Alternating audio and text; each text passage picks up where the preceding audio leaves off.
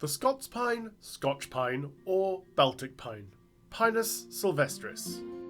The Scots pine grows from Siberia to Scandinavia. The national tree of Scotland? Let's talk about it. On young plants, the bark will be an orange-red in colour with a papery texture. And as they mature, they form thick plates or flakes that can get up to 5 centimeters thick, with deep fissures between each one. These are fantastic hiding places for invertebrates, and you can see the moss and lichen that grows over. Newer growth near the top of the plant will retain that red-orange bark, and that will be the easiest way to know what you're looking at. The needles grow in pairs, in a blue-green colour, and after a few years fall to be replaced by new growth. Pine needles can take a long time to break down, so you often end up with these thick spongy floors on the forest, just covered in brown needles. This is because pine needles have a waxy coating, which makes it harder for fungi and bacteria to get in and begin breaking them down. Pine needles also have a pH of around 3.5, which is quite low.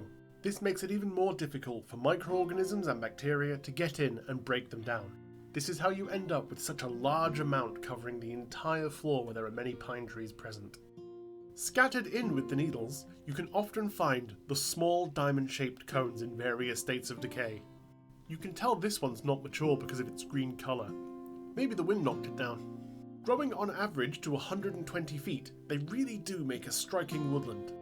Especially as while most will grow straight up, you can get some amazing twisted boughs based on environmental factors.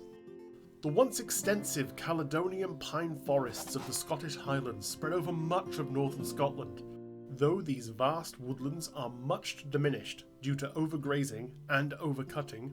Small, natural woodlands still exist. The Scots pine is used today for wood pulp and timber for construction works. It also sees use as a Christmas tree, although this has been much reduced since the widespread adoption of the Douglas fir. The Douglas fir being perhaps the most popular Christmas tree in the world. The Scots pine is quite a common occurrence in folklore. The most prominent to me now, as we move into the darker months of the year, is the large bonfires Druids burn to celebrate the passing of the seasons and to draw back the sun for next year's spring.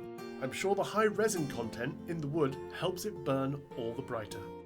Thank you for joining me on this short introduction and identification notes on the Scots pine.